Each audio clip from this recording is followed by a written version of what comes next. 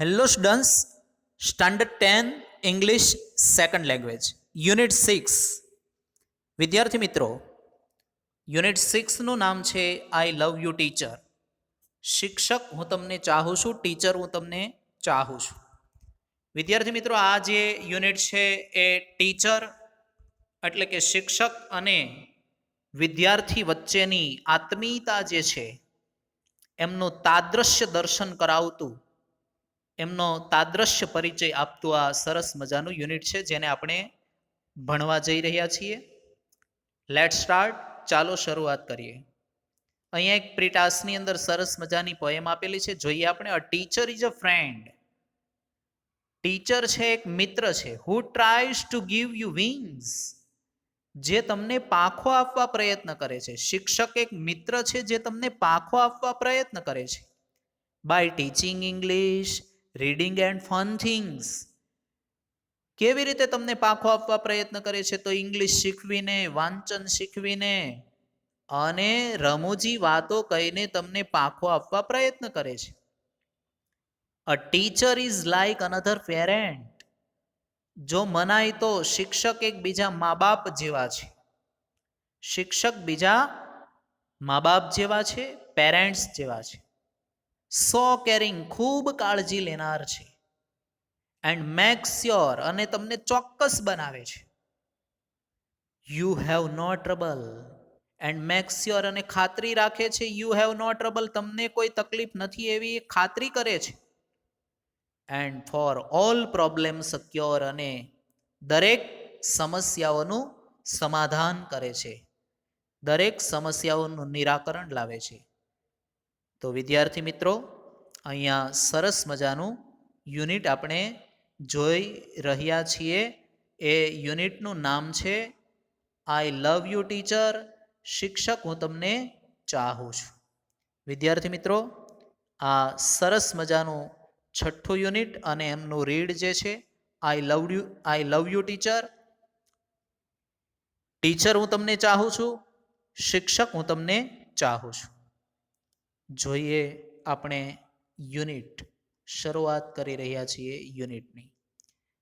વિદ્યાર્થી મિત્રો, સરસ મજાનું આ યુનિટ છે. તમે કદાચ હેલન કેલરનું નામ સાંભળ્યું હોય તો એક એવી છોકરી હતી કે જે બહુ બાળપણની અંદર એટલે કે એકદમ નાની ઉંમરમાં એ અંધ અને બહેરી બની જાય છે, જેના કારણે તે બોલતા શીખતી નથી અને એના માતા પિતાને ખૂબ ટેન્શન થાય છે. એ બહુ એમને ચિંતા થાય છે કે એ બોલી શકતી નથી, એટલા માટે બહુ ચિંતિત હોય છે. પરંતુ એમને એક એવા અદ્ભુત શિક્ષિકા મળે છે, મિસ સુલિવાન નામના.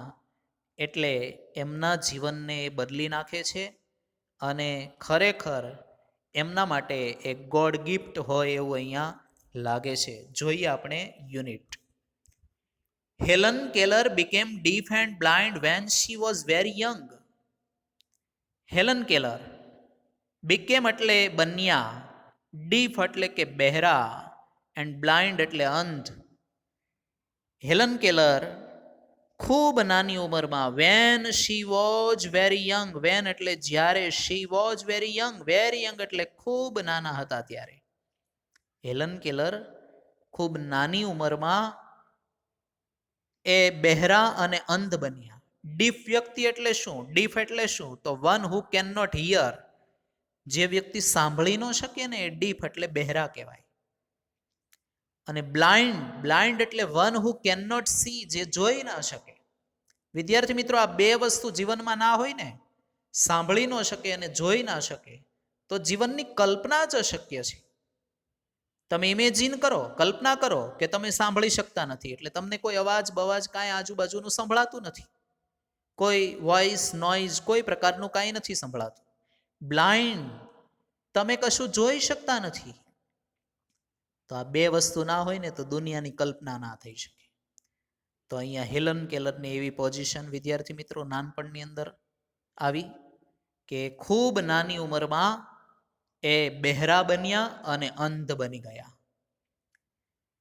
Since she was deaf, since એટલે જેથી, તેથી એ બહેરા હતા તેથી she did not learn to speak, did not learn એટલે શીખવું, ટુ સ્પીક એટલે બોલતા, તે બોલતા ન શીખ્યા. તે બહેરા હોવાથી તે બોલતા ન શીખ્યા. વિદ્યાર્થી મિત્રો, તમે સાંભળો ને એટલે જ બોલી શકો છો. જુઓ, બાળક છે ને એને કંઈ બોલતા શીખવાડવું નથી પડતું, કારણ કે નાનપણથી બધું આજુબાજુના એન્વાયરમેન્ટમાં જે વર્ડ્સ બોલાય છે એ સાંભળે છે. ગુજરાતી એન્વાયરમેન્ટ, ગુજરાતી ભાષા જે બોલાતી હોય ત્યાં જે બાળક જન્મેલું હોય એ મોટું થાય એટલે ગુજરાતી બોલે છે. અને ઇંગ્લિશ કલ્ચરની અંદર એટલે કે ઇંગ્લિશ એન્વાયરમેન્ટ આજુબાજુ બોલાતી હોય ઇંગ્લિશ ભાષા, અને એમાં જે બાળક મોટું થાય એ ઇંગ્લિશ બોલે છે. એમાં કાંઈ નવાઈ નથી, એ સ્વાભાવિક છે, કારણ કે એમણે સાંભળેલું એ બોલે છે. એટલે અહીંયા તમે સાંભળો નહીં ને તો તમે બોલી પણ ના શકો. એટલે અહીંયા એવું કીધું છે એ સાંભળતા નહોતા ને એટલે એ બોલતા ન શીખ્યા. સો હર પેરેન્ટ્સ વેર એક્સ્ટ્રીમલી વરીડ. પેરેન્ટ્સ એટલે માત પિતા, સો એટલે તેથી, એક્સ્ટ્રીમલી એટલે ખૂબ જ, અત્યંત, વરીડ એટલે ચિંતિત હતા, એટલે એમના માત પિતા ખૂબ ચિંતિત હતા.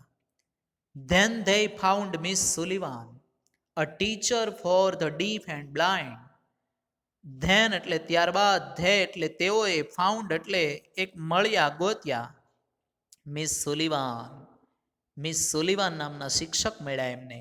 અ ટીચર એટલે શિક્ષક, for the deaf and blind કે જે શિક્ષક અંધ અને બહેરા માટે હતા. ડીફ એટલે બહેરા અને બ્લાઇન્ડ એટલે અંધ. ત્યારબાદ એમને એક શિક્ષક મળ્યા જે બહેરા અને અંધ માટેના શિક્ષક હતા. મિસ સુલિવાન નામના શિક્ષક એમને મળ્યા. That changed Helen's life. Changed એટલે બદલી નાખવું, ટ્રાન્સફોર્મ કરી દેવું. હેલન્સ લાઈફ, હેલનની જિંદગીને બદલી નાખી. એમણે હેલનની જિંદગીને બદલી નાખી. Here is an account of the turning point of her life. Here એટલે અહીંયા, અકાઉન્ટ એટલે કે એક પ્રસંગ આપેલો છે. ટર્નિંગ પોઈન્ટ એટલે સંક્રાંતિ કાળ, એના જીવનમાં જે પરિવર્તન આવ્યું એમનો એક પ્રસંગ છે. ઇન હર લાઈફ એટલે એમના જીવનમાં. In her on words, in her on એટલે પોતાના, અને વર્ડ્સ એટલે શબ્દોમાં. તેણીના પોતાના શબ્દોમાં અહીંયા એમના જીવનમાં જે સંક્રાંતિ કાળ આવ્યો ને એમનો એક અહીંયા લેખ આપેલો છે, અહીંયા એક અહેવાલ આપેલો છે. વિદ્યાર્થી મિત્રો, એ જોઈએ આપણે અહેવાલને. ખરેખર આ યુનિટ માણવા જેવું છે, અદ્ભુત છે. I still remember that morning of the year 1887.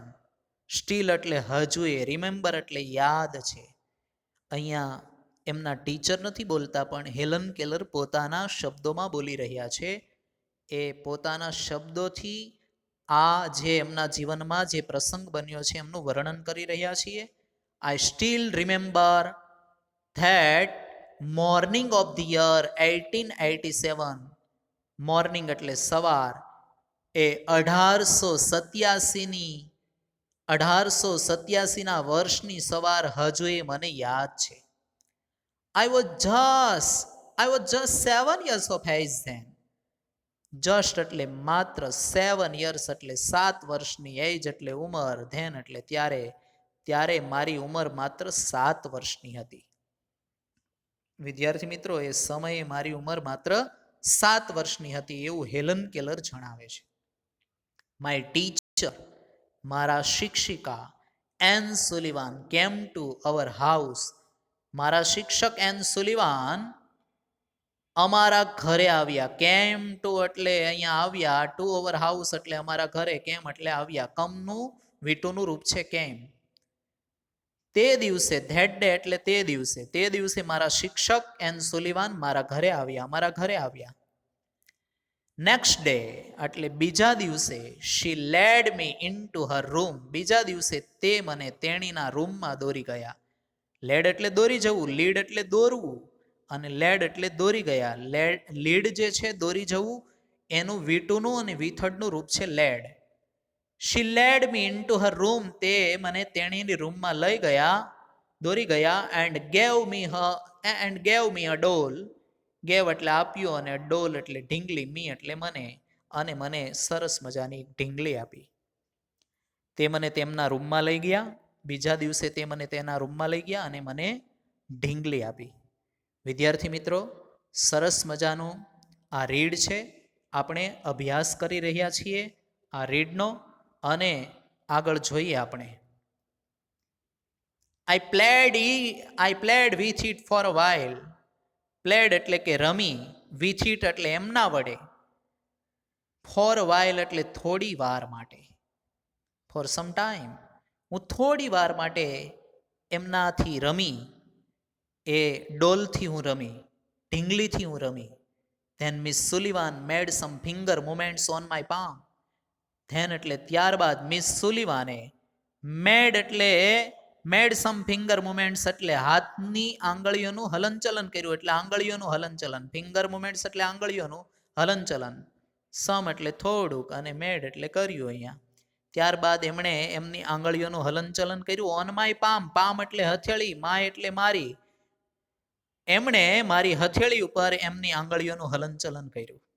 અહીંયા ખૂબ સરસ મજાની વાત કરી કે ત્યારબાદ મિસ સુલિવાને મારી હથેળી ઉપર એમની આંગળીઓ ફેરવી, એમનું હલનચલન કર્યું. It was an exciting experience. એ એક રોમાંચક અનુભવ હતો. એક્સાઇટિંગ, રોમાંચક, ઉત્તેજક. એક્સપિરિયન્સ એટલે કે અહીંયા અનુભવ.